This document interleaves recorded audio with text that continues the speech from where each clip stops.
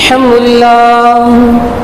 لله نحمده ونستعينه ونستغفره ونؤمن به ونتوكل عليه ونعوذ بالله من شرور أنفسنا ومن سيئات أعمالنا. أما بعد فأعوذ بالله من الشيطان الرجيم. بسم الله الرحمن الرحيم. يا أيها الذين آمنوا كتب عليكم الصيام كما كتب على الذين من قبلكم لعلكم تتقون. صدق الله العظيم. محترم و مکرم و معزز سامعین کرام و برادران اسلام، ملت اسلامیہ کے غیور نوجوانوں، میں نے آپ حضرات کے سامنے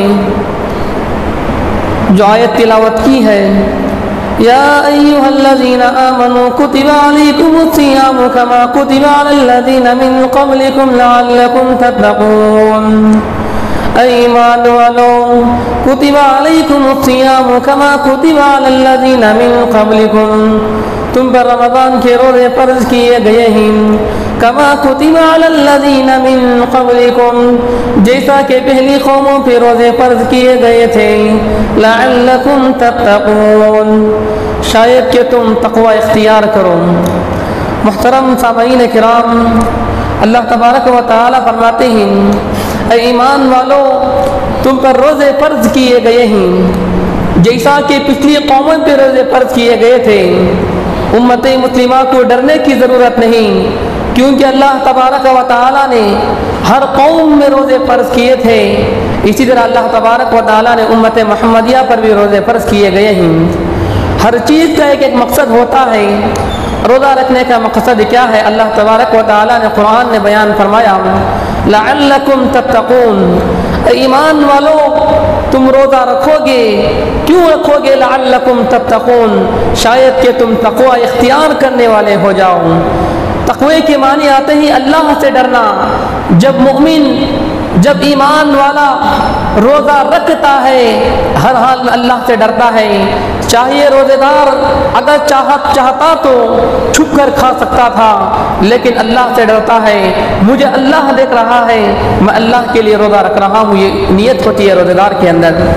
اس لیے اللہ کے رسول علیہ السلام کی حدیث ہے، بخاری شریف کی روایت ہے، بخاری شریف جلد نمبر 1 صفحہ نمبر 255 کی روایت ہے. عن ابي هريره رضي الله عنه قال قال رسول الله صلى الله عليه وسلم كل عمل ابن آدم يضاعف الحسنة 10 أمثالها إلى 700 ضعف. اللہ کے رسول علیہ السلام نے فرمایا، جب رمضان کا مہینہ شروع ہوتا ہے، اللہ تبارک و تعالی ہر انسان کے نیک عمل میں 10 گنا اضافہ کر دیتے ہیں، یہاں تک کہ إلى 700 ضعف، 700 گنا تک زیادہ کر دیا جاتا ہے. یعنی رمضان سے پہلے جب بندہ عبادت کرتا ہے، اسے عبادت کا ثواب دیا جاتا ہے، لیکن وہ انسان ایمان والا رمضان میں کوئی نیک کام کرتا ہے، اللہ تبارک و تعالی 10 گنا سے لے کر 700 گنا تک زیادہ ثواب دیتے ہیں. آگے اللہ کے رسول علیہ السلام نے فرمایا، قال اللہ تبارک و تعالی، اللہ تبارک و تعالی فرماتے ہیں، الصوم لی وانا اجزی الا الصوم، رمضان کی ہر عبادت اپنی جگہ پر جب بندہ عبادت کرتا ہے، اللہ تبارک و تعالی اسے 10 گنا سے 700 گنا تک ثواب دیتے ہیں، لیکن الا الصوم، مگر روزے کا جو ہے اللہ تبارک و تعالی فرماتے ہیں، الصوم لی وانا اجزی بہ، روزہ انسان میرے لیے رکھتا ہے اور میں ہی اس کا بدلہ ہوں. روزے کا ثواب نہیں، اللہ تبارک و تعالی فرماتے ہیں روزے کا بدلہ میں ہی اس کا بدلہ ہوں.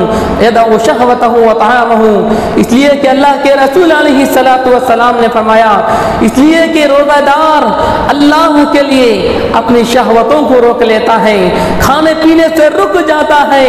من اجلی فرحتان، روزے دار کے لیے 2 خوشخبریاں ہیں.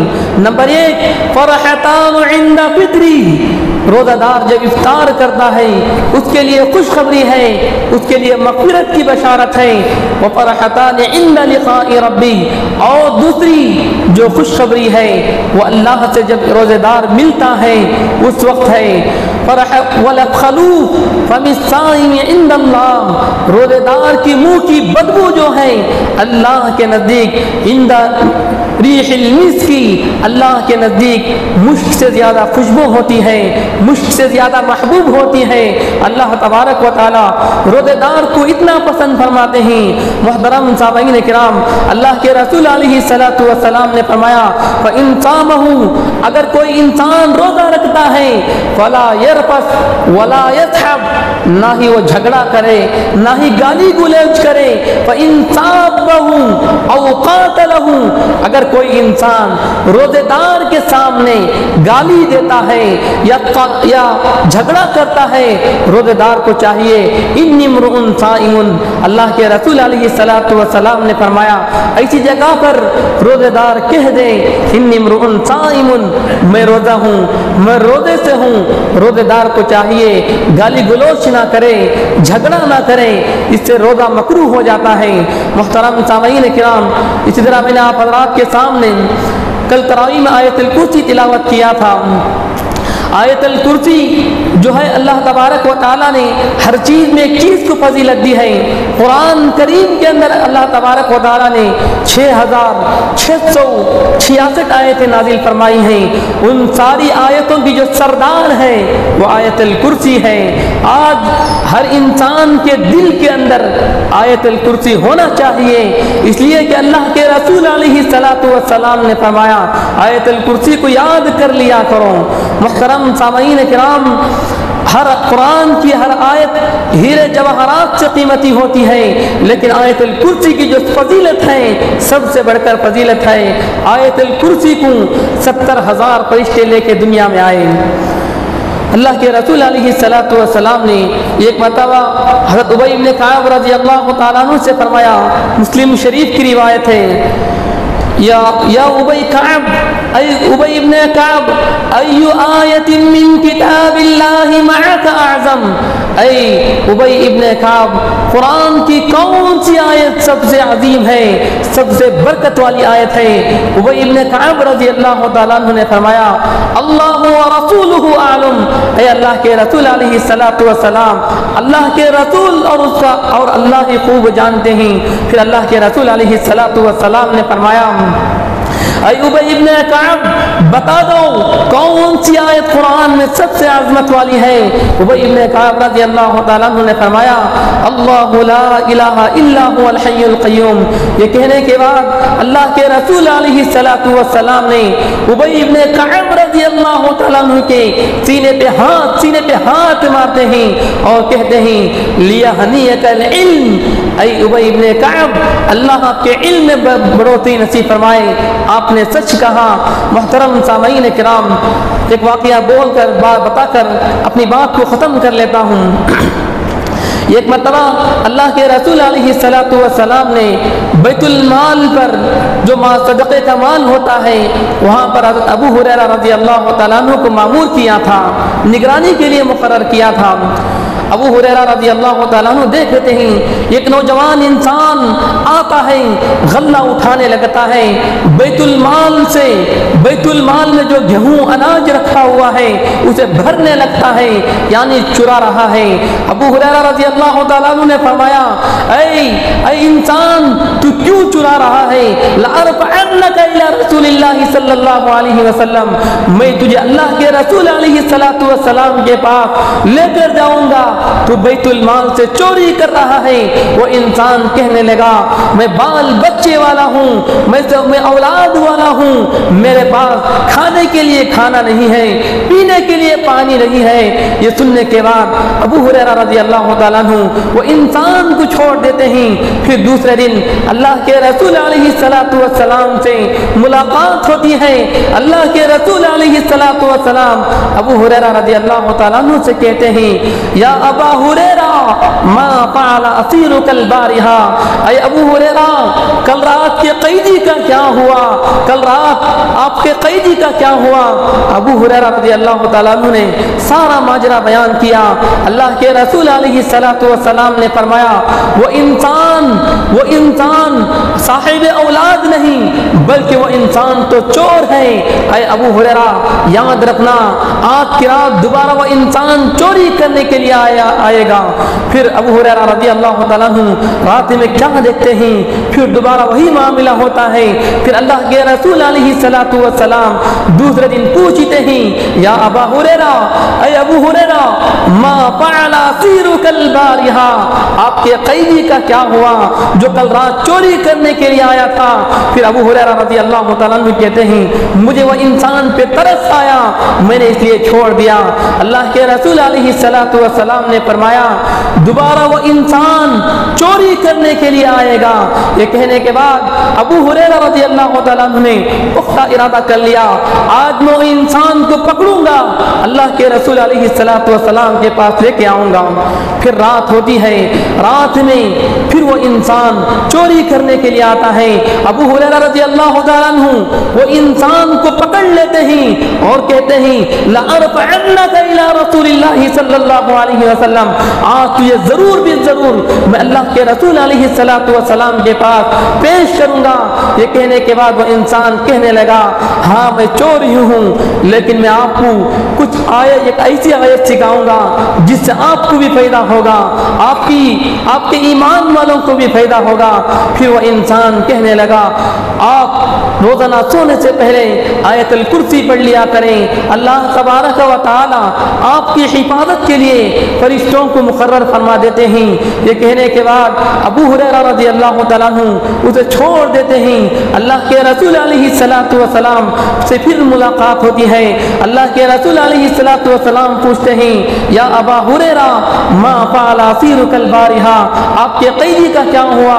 پورا معاملہ بیان کرنے کے بعد اللہ کے رسول علیہ السلام کہتے ہیں اے ابو ہریرہ وہ انسان جھوٹا تھا، وہ انسان چور تھا، مگر جو آپ کو آیتیں سکھایا ہے وہ صحیح آیتیں سکھایا ہے۔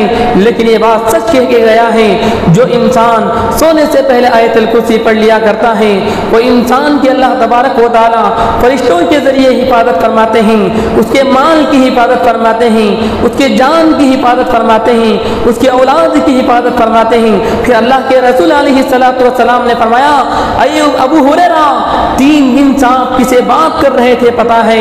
ابو ہریرہ رضی اللہ تعالیٰ عنہ نے فرمایا مجھے پتہ نہیں۔ اللہ کے رسول علیہ السلام نے فرمایا ذاک الشیطان، وہ انسان نہیں تھا بلکہ شیطان تھا جو چوری کرنے آیا تھا، لیکن جاتے جاتے ایک سچ بتا کے گیا۔ محترم سامعین کرام، اس لیے ہم سب کو چاہیے ہمارے بچوں کے اندر ہماری اولاد کو ہم آیت الکرسی سکھائیں، ہم آیت الکرسی سیکھیں، اس لیے کہ قرآن کی سب سے مقدس آیت ہے، سب سے عظیم آیت ہے، ساری آیتوں کی سردار آیت الکرسی ہے۔ ہم سب کو چاہیے بیٹھ کر یاد کریں، ہر ایمان والے کے دل میں یہ آیتیں ہونی چاہیے۔ اس کے بعد محترم سامعین کرام، رمضان کا مہینہ چل رہا ہے، ہم سب کو چاہیے خوب قرآن کی تلاوت کریں، اور ہم سب کو چاہیے بعض حضرات کو پڑھنے آتا ہے وہ پڑھیں، جن کو پڑھنا نہیں آتا کم از کم اللہ تبارک و تعالیٰ نے ہمیں موقع دیا ہے تراویح کے اندر پورا قرآن تلاوت کیا جاتا ہے، تجوید و ترتیل کے ساتھ تلاوت کیا جاتا ہے۔ اگر ہمیں پڑھنا بھی نہیں آتا تو کم از کم ہم تراویح میں تو سن لیں، سارا قرآن سن لیں، شب قدر تک سن لیں گے ہم پورا قرآن۔ یعنی جو انسان قرآن کو سنتا ہے اللہ تبارک و تعالیٰ اسے پڑھنے کا ثواب عنایت فرماتے ہیں۔ رمضان کا مہینہ چل رہا ہے، میں نے آپ حضرات سے کہا تھا وہ کون سے عذر ہیں جن کی وجہ سے انسان روزے چھوڑتا ہے۔ نمبر 1 مسافر، جو انسان سفر کرتا ہے، یہ گاؤں سے دوسرے گاؤں کو سفر کرتا ہے، وہ انسان روزہ چھوڑتا ہے۔ یعنی 70 پر 7 کلومیٹر 77 کلومیٹر اگر کوئی انسان سفر کر رہا ہے، اللہ تبارک و تعالیٰ نے اسے چھوٹ دی ہے فمن کان منکم مریضا او علی سفر فعدۃ من ایام اخر۔ جو انسان 77 کلومیٹر سفر کرتا ہے اسے اللہ نے چھوٹ دیا ہے، اگر چاہے روزہ رکھنا چاہے تو رکھ سکتا ہے، ورنہ چھوڑ کے رمضان کے بعد اس کی قضا کر سکتا ہے۔ نمبر 2 حاملہ عورت اگر تکلیف کی وجہ سے روزہ چھوڑنا چاہے تو چھوڑ سکتی ہے، مگر رمضان کے بعد قضا ضروری ہے۔ اسی طرح عورت کی جو مخصوص ایام آتے ہیں اس میں روزہ رکھنا بالکل جائز نہیں ہے، رمضان کے بعد اس کی قضا ادا کرنا چاہیے۔ اور وہ انسان شیخ پانی انسان، یعنی انسان ایسا بوڑھا ہو گیا ہے روزہ رکھنے کی طاقت نہیں، روزہ رکھنے کی کیپیسٹی نہیں، وہ انسان کو چاہیے یہ فدیہ ادا کر دے، یعنی جو ہم آخری میں کہتے ہیں نا فدیہ ادا کر دیں۔ اگر وہ انسان فدیہ ادا یعنی ایک مسکین کو کھانا کھلانے کی جو مقدار ہوتی ہے اتنی رقم صدقہ کر دے، ایک مسکین کو کھانا کھلا دے، وہ انسان اگر رمضان کے بعد شیخ پانی انسان، وہ انسان جو روزہ نہیں رکھ سکتا تھا لیکن رمضان کے بعد اسے طاقت آ جائے تو ان روزوں کی قضا کرنا وہ انسان پہ ضروری ہو جاتا ہے۔ بس دعا کریں کہ اللہ تبارک و تعالی ہم سب کو جو کچھ کہا گیا، جو کچھ سنا گیا، ہم سب کو عمل کرنے کی توفیق نصیب فرمائے، آمین وما علینا الا البلاغ۔ اللهم صل على سيدنا شفيعنا حبيبنا مولانا محمد وبارك وسلم۔ ربنا آتنا في الدنيا حسنة وفي الآخرة حسنة وقنا عذاب النار۔ اللهم إنا نسألك إيمانا كاملا ويقينا صادقا وقلبا خاشعا وتوبة نصوحا۔ اللهم نور قلوبنا بالإيمان وزين أخلاقنا بالقرآن ونجنا من النار بالقرآن وأدخلنا الجنة بالقرآن۔ اللهم أهله علينا بالإيمان والسلامة والإسلام۔ اللهم اغفر للقرآن، لا إله إلا أنت سبحانك إني كنت من الظالمين۔ سبحان ربك رب العزة عما يصفون،